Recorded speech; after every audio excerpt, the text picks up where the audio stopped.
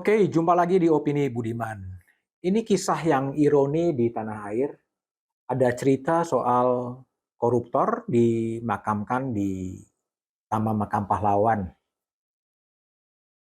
Agak ironi memang di tengah isu korupsi yang ramai diperdebatkan di panggung debat antar calon presiden, ada terpidana kasus korupsi yang justru dimakamkan di Taman Makam Pahlawan. Kita lihat di panggung debat, baik Prabowo Subianto, Anies Baswedan, maupun Ganjar Pranowo sama-sama punya komitmen yang besar untuk memberantas korupsi. Prabowo mengatakan berjanji akan memberantas korupsi sampai ke akar-akarnya.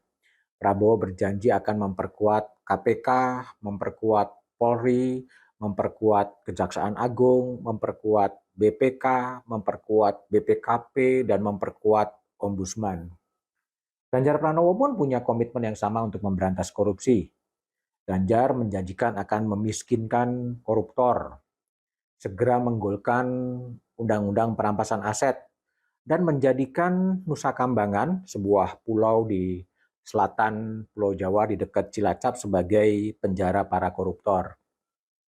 Anies Baswedan juga berkeinginan untuk memberantas korupsi sampai ke akar-akarnya dengan cara memperkuat KPK melalui revisi Undang-Undang KPK, dan juga menambahkan bahwa pimpinan KPK itu harus mempunyai standar etik yang tinggi.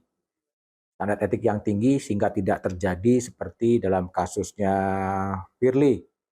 Anies juga memberikan ruang kepada masyarakat untuk melaporkan kalau memang ada dugaan korupsi.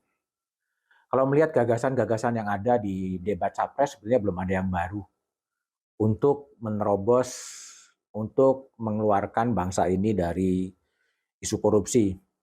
Presiden Jokowi dalam peringatan Hari Anti Korupsi Sedunia Selasa 12 Desember 2023 mengatakan bahwa hingga saat ini sudah ratusan pejabat di Indonesia ini dipenjarakan. Jokowi mengatakan tidak ada negara lain di dunia yang memenjarakan pejabat sebanyak yang dilakukan oleh pemerintah Indonesia. Korupsi memang kejahatan luar biasa yang menghambat pembangunan, bisa merusak ekonomi negara dan bisa mensengsarakan rakyat, itu kata Presiden. Diskursus soal korupsi merupakan penyakit tahunan, hampir tiap tahun selalu didiskusikan, tetapi ya korupsi tetap merajalela.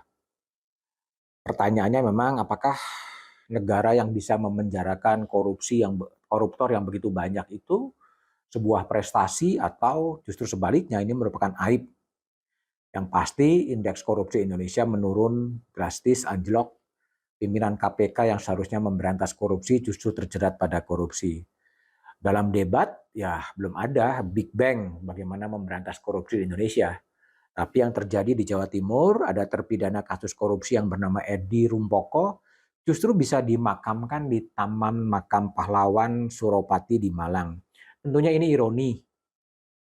Hal itu dipersoalkan oleh Suciwati, istri almarhum Munir. Kemudian Wakil Ketua KPK Nurul Gufron menyesalkan pemakaman Edi Rumpoko, seorang terpidana korupsi yang sedang menjalani hukuman, justru dimakamkan di Taman Makam Pahlawan. Ini tentunya mendegradasi secara moral. Edi terjerat dalam 2 kasus korupsi. Kasus pertama, Edi terkena OTT pada tahun 2017, dihukum 3 tahun penjara di Pengadilan Negeri Surabaya, ditambah menjadi 3,5 tahun di tingkat banding. Kemudian dihukum 5,5 tahun pada tingkat kasasi.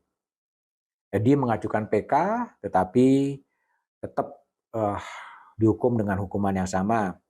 Inilah yang jadi masalah ketika Edi meninggal dunia, kemudian justru dimakamkan di Taman Makam Pahlawan. Kepala Dinas Sosial di Kota Batu, Ririk Masuri, seperti dikutip sejumlah media, mengatakan bahwa TMP siapa yang akan dimakamkan di Taman Makam Pahlawan menjadi kewenangan dari Garnisun. Inilah kemudian masalahnya, siapa yang berhak dimakamkan di Taman Pahlawan, sebenarnya sudah ada aturannya. Ya, orang yang memang berjasa, orang yang memang punya tanda kehormatan, dan sejumlah hal yang lain. Edi memang pernah mendapatkan penghargaan dari LVRI yang diterimakan di LVRI Legiun Veteran Republik Indonesia yang diterimakan di Jakarta tahun 2015. Tapi ketika kasus korupsi itu terkena pada Edi, apakah kemudian masih tetap layak untuk menjadi dan dimakamkan di Taman Makam Pahlawan? Tapi apapun rasionalitas pemakaman koruptor di Taman Makam Pahlawan, rasanya tetap kurang pantas.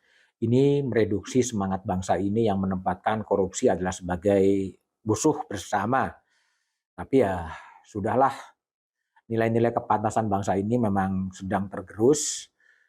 Memang butuh big bang dari calon presiden untuk memberantas korupsi. Butuh keberanian calon presiden untuk berpidato dan menegaskan seminggu setelah saya dilantik sebagai presiden, saya akan menerbitkan peraturan pemerintah pengganti undang-undang soal perampasan aset.